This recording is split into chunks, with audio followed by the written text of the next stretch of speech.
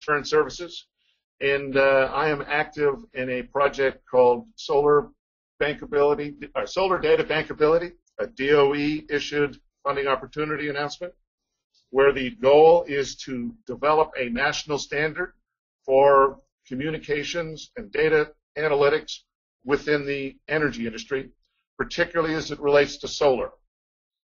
So what I have found in my world, and what I do with surety bonds, I provide financial services and financial products to the solar industry, is that everybody is very focused on their individual needs, their individual product, and they're focused on what I may call the tree.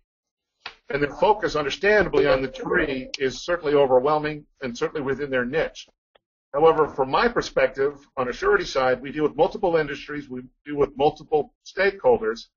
We see a larger view than just a single space of a single tree.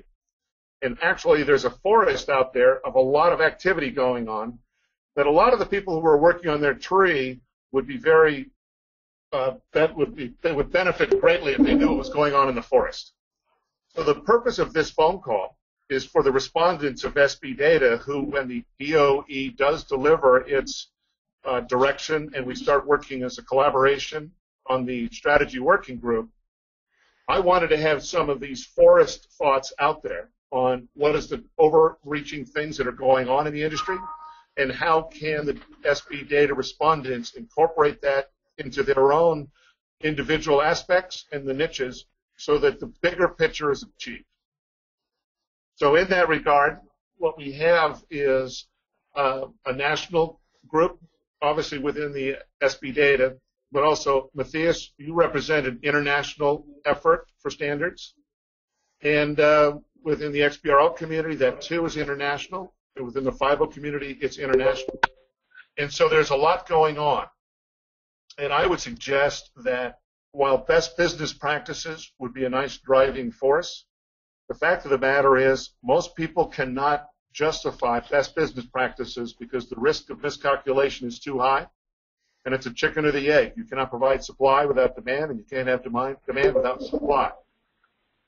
What is helping move the ball, frankly, is the government has been passing legislation which requires compliance.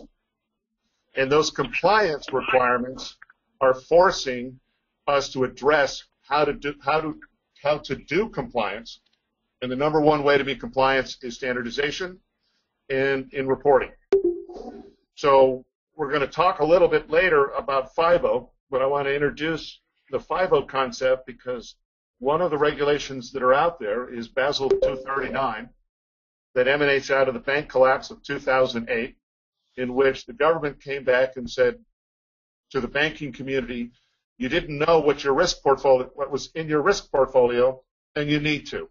So you must come up with a way to quantitatively provide what your risk portfolio looks like. Well, if you look at a company like Wells Fargo or Citibank or anybody else that's involved in the solar space, what Basel 239 is going to require of the banks is that they be able to have a predictive analytics on that loan portfolio.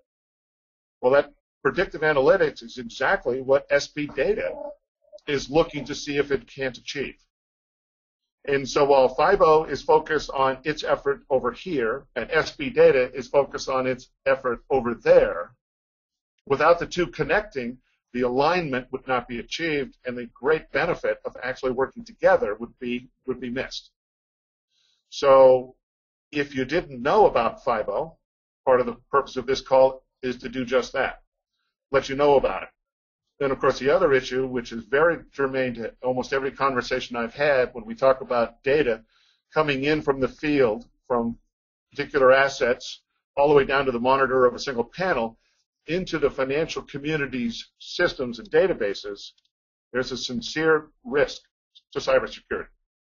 So later on, in the next half hour, we have some of the nation's leading experts on cybersecurity to let us know what's going on in the forest, because there's a lot going on that the respondents to SB Data would be well advised to know about so that they could use those resources, plug into those resources, and really look into the forest instead of down at the tree.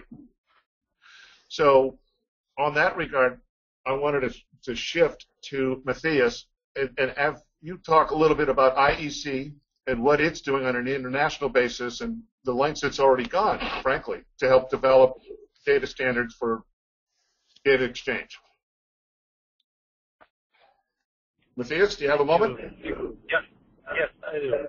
Thank you, Dixon, for the introduction. So, in the IEC, we have multiple efforts going on that deal with the need of the financial community to obtain bankable data and have that data to be reliably delivered in the right format and with the proper independence and traceability. And all the while, we also want to maintain security and privacy when it becomes necessary. So for power plants, the PV power plants, we came up with a concept that we call the milestone concept. Milestone concept means that we know that at certain points along the life of a power plant, certain measurements are necessary. It's a continuous process. We see it as a continuous process, and these measurements need to be secured by measurement procedures and by the way the measurement is obtained physically as well as by who obtains. So what we have done in the IEC, we developed a number of measurement basics that tell the banking community what goes on with a power plant. These are what we call DC82 standards. Those standards deal with exactly how you measure what the measurement is. For example, you can imagine such things as capacity. What is the capacity of a power plant? Obviously, a bank will not know exactly what the capacity measurement means. They have to rely on somebody that is independent and impartial to take the measurement. That somebody needs to be accredited, and the measurement needs to be in a certain format to be consistent throughout the banking community across different platforms, and it needs to be reported in an absolutely compatible way, so, for example, in form of XBRL data. So we set out in the IEC, and we came up with a number of data fields, if you will. We don't call it data fields right now, but this is in effect what these are. And these are parameters that we intend to monitor in a semi-continuous fashion. You will end up with data fields that are filled into a database that sits on the IEC website that say this power plant operates at these parameters always consistently throughout the process with a certain accuracy of data, a defined accuracy of data in a independently verified fashion. It's not just the data, but also how the data is obtained, and then it is obtained consistently. So we have set out, there's a number of IEC standards that deal with the particular measurement method and with the science of doing these measurements. But the main point is that we have these milestone certificates that are, if you will, assessment support that give you an idea, that give you a precise idea where a power plant is, how it performs, is it functional at this point. Out of this data, you could form, for example, what we would call a financial dashboard that would give you some simple indicators, but you can derive also a little bit more complicated data like a degradation of a power plant over time, for example, or performance-related issues that you would otherwise not see. But our main objective is to have that data compatible with anything that goes on in the financial industry. We want to make sure that we fulfill the requirements of the financial industry in terms of the frequency of the measurement, the precision of the measurement, the way the measurement is taken, the consistency, and what parameters are taken. All of which we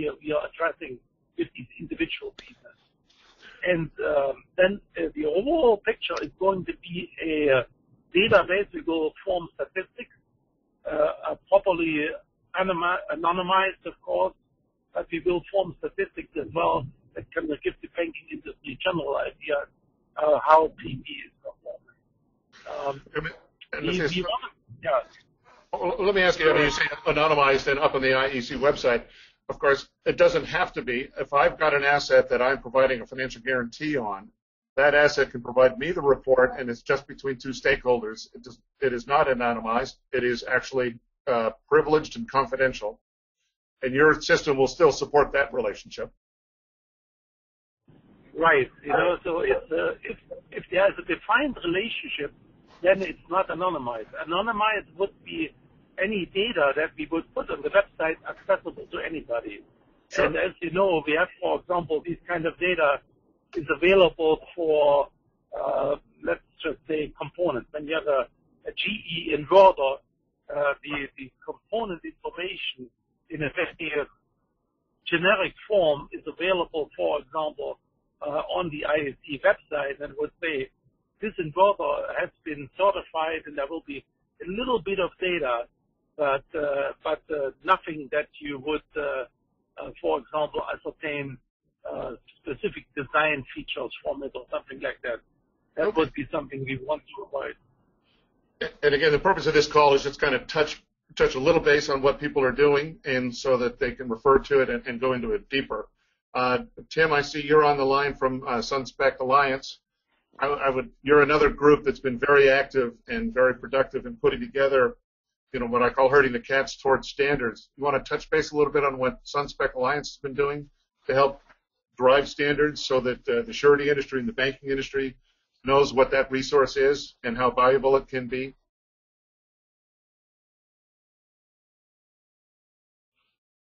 Tim, are you there? Yeah, I'm just unmuting. Can you hear me? Oh, there we go. Thank you.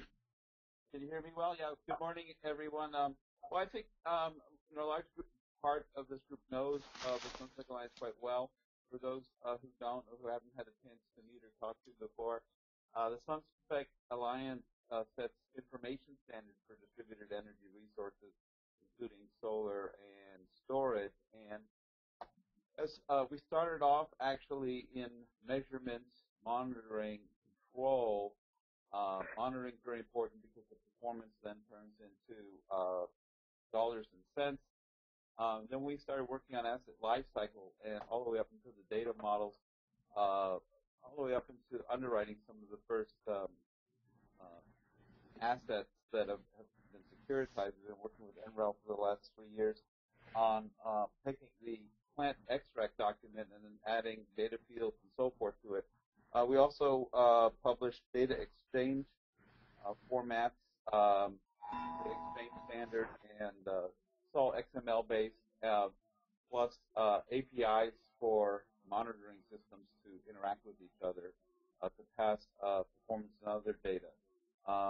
So we've been quite active in that area. We will be continuing to work in that space, also standardizing the way we talk about the cost of systems, the cost of O&M of systems. And we've developed an actuary database to show off the power of actually having this anonymized data. So we have about 10% of the U.S. fleet in number of plants now reporting to our database. And these are all coming through open databases. So this is where these plants report for us, some of their purpose. And this is an example database we call OSPARK, Open Solar Performance. We collaborate with NREL and Sandia, two of TUV, Rhineland, UL, and others on these standard setting activities.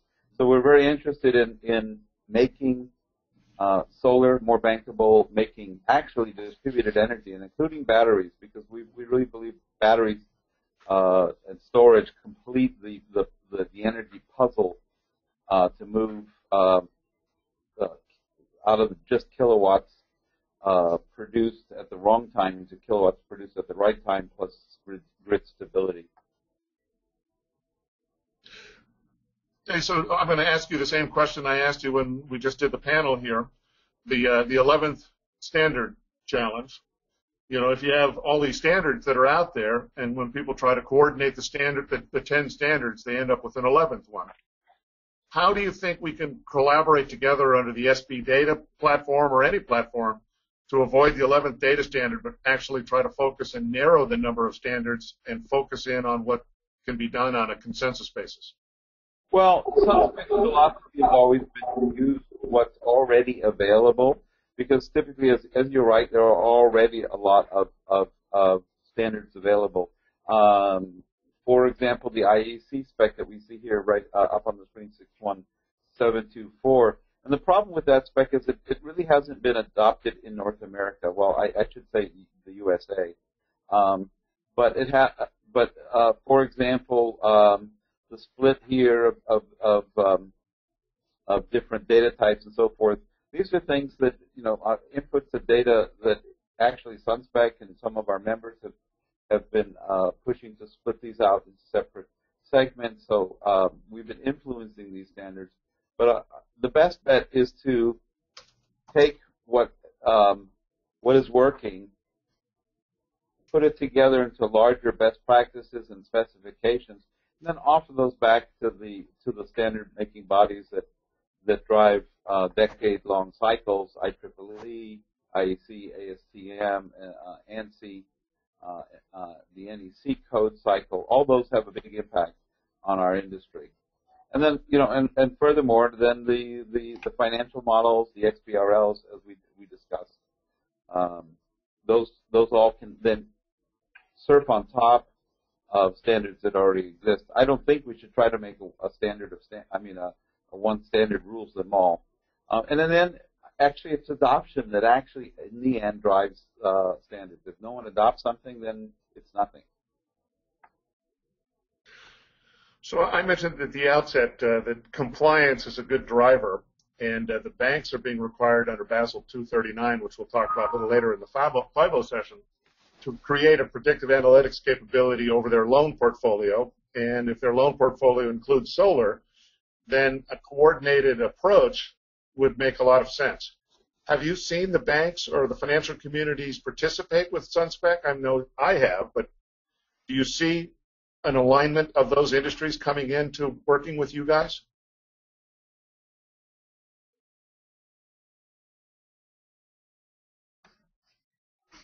Hey, Matthias, I'd ask the same question. I came off mute again. I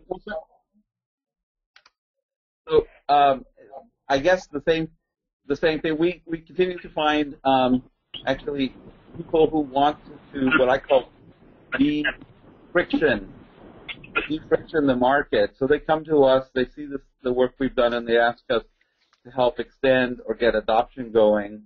And a lot of this will be driven, obviously, by what I always call in the end, for most of these large infrastructure projects, the customer is the bank or the investor. And then, until the business model template is set up, this is where we have opportunity now as we move into more distributed energy, is that to get these standards built into the business model templates. I was talking to somebody over the last few days, and they said, well, gee, storage and distributed energy is where combined cycle power plants were 25 years ago. Wind was 15 years ago, and solar was 10 years ago. And certain time, enough pioneering work was done on these to get a template, whether it's using a standard or not, a template that can be copied across different businesses to actually start deploying, usually in a structured finance way, the assets. Well, if we can if we can capture the data properly, we can speed up that template forming and then reduce friction and reduce risk.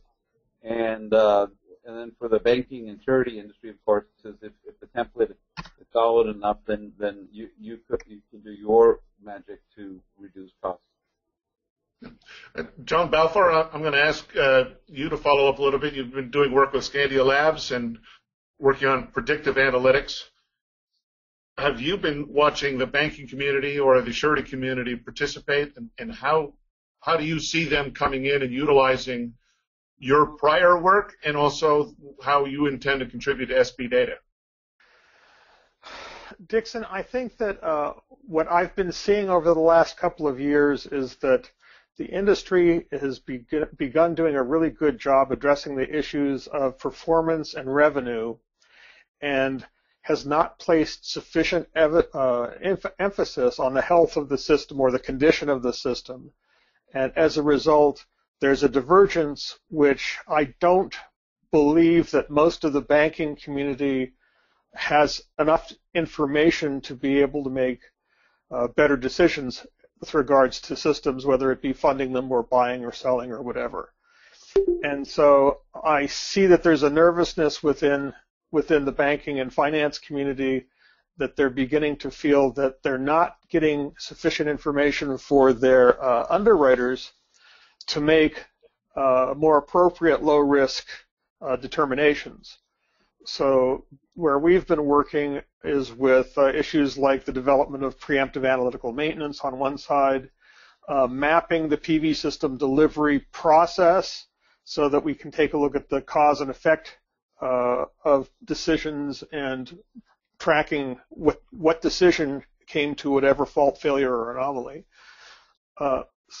So I think that the piece that needs a little bit more emphasis has got to go back to how do you understand the condition of the system as it is masked by many of the practices in the industry today, like clipping and shouldering, and others that have two different tracks. The health of the system is on one track, and the performance of the system is on another track.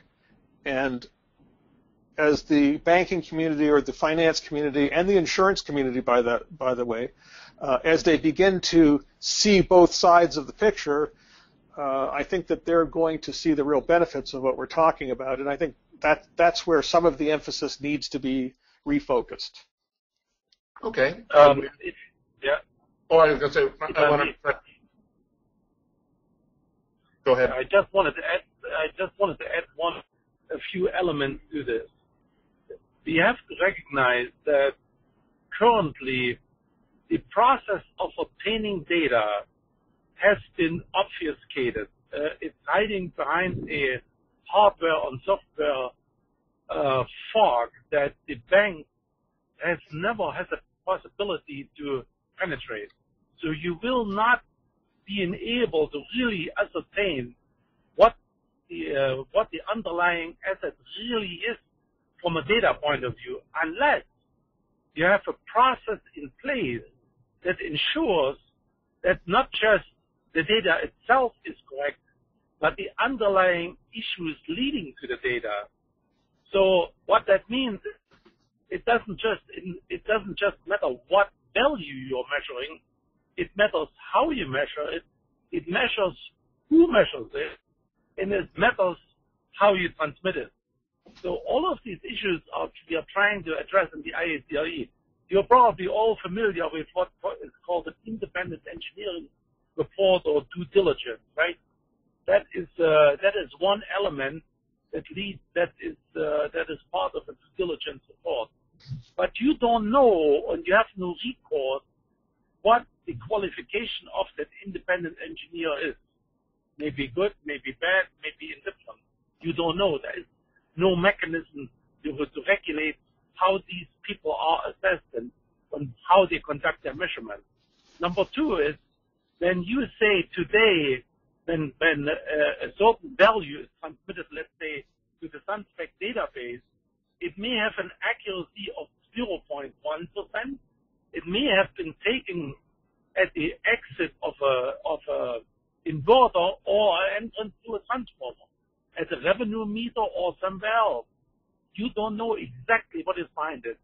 All of these issues, basically the underlying asset peculiars and specific, these we are covering with the IACRE.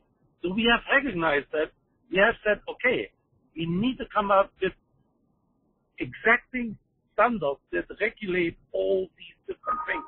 The output, the actual data output, is just one element of it. The actual data output leads you to have a overview over how the asset is built, number one. And number two is a continuous record how the asset is performing over time, over parameters that are accurate and traceable back to a standard. Okay. And number three is, okay. Oh, we've got 3 minutes left, so I want to, before we transition, and I know John Teeter is on the line, a fellow respondent to SB Data. I don't know, John, if you could take it off mute and address, you come as a presidential fellow, you saw it at 50,000 feet, and you saw how the DOE was trying to do things. What do you see as the challenge, and how is SB Data going to be able to pull that off?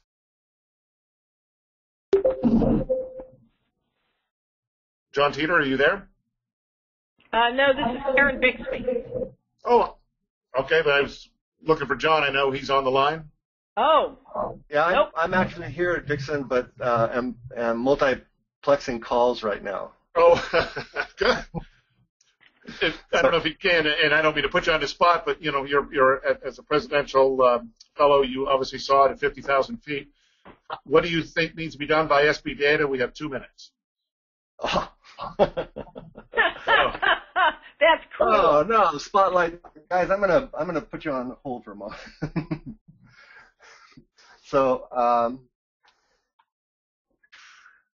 well, I have a somewhat unique perspective, as Dixon pointed out, that may or may not fit in with the whole scope of things. But I'm a proponent of open source implementations and developments, and also agile development. And so the things that I can see for SB Data are really proving as rapidly as possible the various parts of the whole rather complex ecosystem, bringing them to reality as quickly as we can. And I know that there's been a lot of groundwork and a lot of inertia is in play with respect to the articulation of the standards and of the business processes. I just look to accelerate that as rapidly as we can. So that actually, in less than 2 minutes, is my perspective.